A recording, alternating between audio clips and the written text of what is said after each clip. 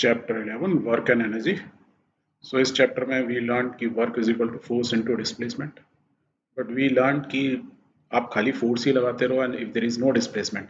जैसे ये लड़का क्या है, पूरे दिन भर जो है इसने बहुत मेहनत की इन द नॉर्मल पार्लेंस, जो normal day to day language में, बट पसीने पसीने हो गया। बट ये जो पत्थर है टस से मस नहीं हुआ, that means there was no displacement. And if there is no displacement that means displacement is zero. यदि ये जीरो होगा, फोर्स से मल्टीप्लाई करोगे जो भी इसने फोर्स लगाया, तो वैल्यू कितनी आएगी, work done zero. So we say कि एज पर साइंस और एज पर definition of work by science the work done is zero. Same example we saw कि जब कोई भी आदमी कोई भी सामान उठा के चल रहा है, ठीक है, दिन भर वो चलता रहे, बट यदि हम बोलेंगे उसने कितना काम किया, सो द डिस्प्लेसमेंट, ये जो बॉक्स है उनके ऊपर ही रहा, तो डिस्प्लेसमेंट वर्टिकली तो कुछ हुआ नहीं, ये उनके ऊपर था, इसकी relative position is zero. So literally so there is no displacement of this box. तो ये अंकल जो है इसको पूरे दिन लेकर ऐसे घूमते रहे, that means when displacement is zero again work done is zero. So as per definition of science, because we have to use this formula, तो actual work done is zero, दो अंकल ने बहुत मेहनत की दिन भर। तो नॉर्मल लैंग्वेज में हम बोलेंगे कि he has done lot of work, but as per science it is zero. Then we learn कि पोटेंशियल एनर्जी का फॉर्मूला होता है mass into gravity into height, M G H. Why M G H? Because M mass है तो उस पर force कितना लगेगा ग्राउंड में, M G.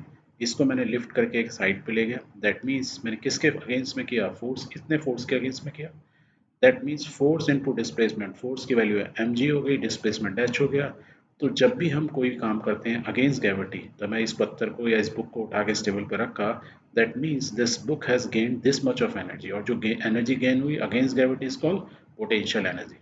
So work done बोले ये energy gain by an object और possessed by an object against gravity is called potential energy.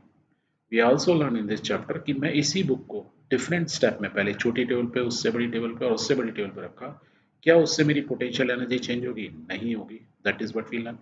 मैं यहाँ रखूँ तो इतनी एनर्जी होगी H one, M G H one. यहाँ पे रखूँगा तो एम जी एच टू, यहाँ रखूँगा एम जी एच थ्री। और ये दोनों टेबल लेफ्ट राइट टेबल के यहाँ बराबर है, दैट मीन्स मैं स्टेप में ले जाऊँ या मैं एक बार में ले जाऊँ, अल्टीमेटली पोटेंशियल एनर्जी डिपेंड होती है हाइट पर। उसको ये मतलब नहीं है इसमें कहीं पे ये तो नहीं आ रहा number of step, that means h is independent of number of step or the direction we moved up to this height. मैं पहाड़ में पूरी कार को चला के इस हाइट पे पहुंचता हूँ, तो हाइट मैंने कितनी की, ग्राउंड से मैं कितना ऊपर गया, जितना मैं ऊपर गया जिस भी मेरी पुरानी पोजीशन से, तो delta delta change in energy, और वो डेल्टा चेंज क्या होगी, पोटेंशियल एनर्जी, और वो ऑलवेज होगी M G S. That is what we learn. We also learn कि काइनेटिक एनर्जी जो होती है किसी भी बॉडी की जिसका मास m है, वेलोसिटी v है, तो क्या होती है, formula half M V square. हमने कैसे जाना था कि एक एक बॉडी है, इनिशियल वेलोसिटी u में है, suppose it is your car, the mass of the car is m, and you applied the force. Applied the force means आपने क्या किया, कार के एक्सीलरेटर पे पैर रखा, जैसे ही आप पैर रखेंगे पेट्रोल ज़्यादा जाएगा इंजन में, इंजन फास्ट चलेगा, एज अ रिजल्ट कार के ऊपर एक फोर्स लगेगा, तभी तो कार तेज चलेगी। So initial velocity of the car was says u, उसका मास m है, और उस पर इनिशियल फोर्स आपने लगाया, जैसे ही आप एक्सीलरेटर पे पैर रखा एक्स्ट्रा फोर्स लगा, उस फोर्स से कार स्पीड पकड़ी, और t टाइम बाद उसकी फाइनल वेलोसिटी कितनी हो गई, v। एंड इस करने में इनिशियल वेलोसिटी v से u जाने में जिसमें t टाइम लगा, उसने टोटल डिस्टेंस कितना किया, या डिस्प्लेसमेंट सेम डायरेक्शन में इज द डिस्प्लेसमेंट s किया।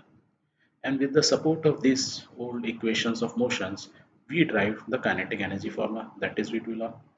तो आपको इस पूरे चैप्टर में आपको वर्क डन का फॉर्मूला मालूम चाहिए, force into displacement, gain in potential energy is mgh, kinetic energy पता है half M V square, v is the velocity is given.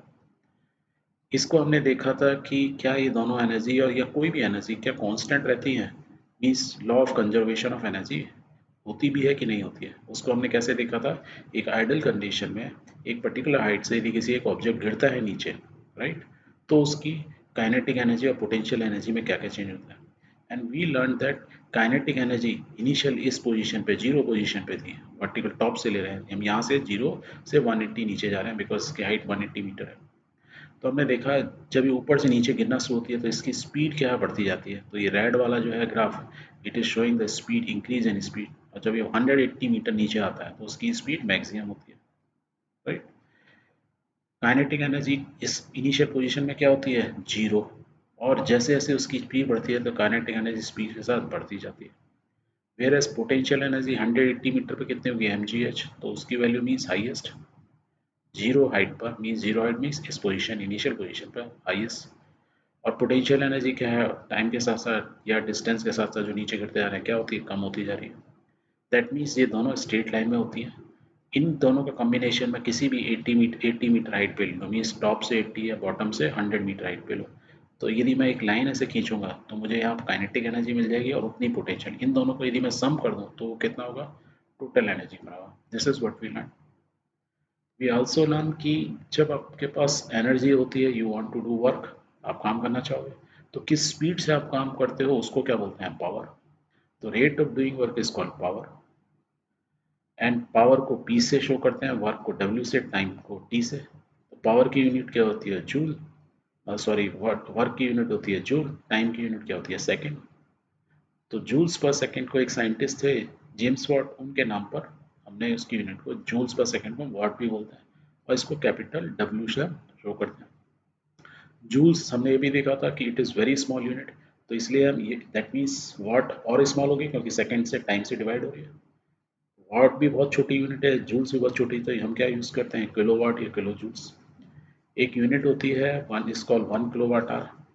1 kilowatt hour means हम जो अपने घर में मीटर लगा होता है, जो इलेक्ट्रिसिटी हम कंज्यूम कर सकते हैं as a form of energy, उसको हम क्या यूज़ में उसको यूनिट क्या होती है उसकी, 1 किलोवाट आवर मीन्स मैं कितनी पावर, मीन्स कितनी पावर खर्च कर रहा हूँ 1 घंटे के अंदर। तो इसको यदि इसको किलोवाट आवर में क्यों बोल रहे हैं, किलोवाट आवर, हमने यहाँ किलोवाट लिखा हुआ है और आर लिखा हुआ है, कंफ्यूजन हो रहा है ना कि पावर की यूनिट है किसकी, नहीं पावर की नहीं है, ये एनर्जी की यूनिट है क्योंकि वॉट और आर है। यदि मैं इसको एक्सपेंड करूँ, 1 किलो मीन्स होता है 1000 वाट, वाट की यूनिट क्या होती है, हम जूल्स पर सेकंड बोल सकते हैं वाट को, तो जूल्स पर सेकंड। आर को भी सेकंड में कन्वर्ट कर लो, तो देखो ये डिनोमिनेटर में ऊपर एस एस कर दिया तो क्या बचा, जूल्स। सो वी लर्न कि 1 kilowatt hour is a actually unit of energy, जो इलेक्ट्रिक एनर्जी हम यूज़ करते हैं घरों में। और 1 किलोवाट आवर की वैल्यू कितनी है, 36 लैक्स जूल्स, या हम सिंपल बोल सकते हैं 1 kilowatt hour is equal to 3.6 into 10 की power 6 joules, that is we to learn. यहाँ 0.6 है तो उसकी पावर 6 है। नॉर्मल लोगों को घर में जो मीटर लगा रहा था उसमें हम जो यूनिट्स आती हैं तो उसको हम 1 किलोवाट आवर नहीं बोलते हैं, उसको हम क्या कहते हैं, किलोवाट आवर। नॉर्मल आदमी के लिए हमने कर दिया यूनिट, तो we say 1 kilowatt hour is equal to 1 unit, क्योंकि उनको ये नहीं मालूम है किलोवाट आवर पढ़ेंगे तो पढ़ने में बहुत डिफिकल्ट होगी गाँव के आदमी को समझने में। तो हमने एक स्टैंडर्ड कर दिया वर्ल्ड वाइड कि आपको सिंपल जब मीटर पर आप देखोगे तो उसमें जो काउंटर आ रहा होगा you will read as 1 unit, 2 unit और 3 unit. Basically 1 unit means 1 kilowatt, 10 unit खर्च हुई आपकी, that means 10 kilowatt, right. Okay.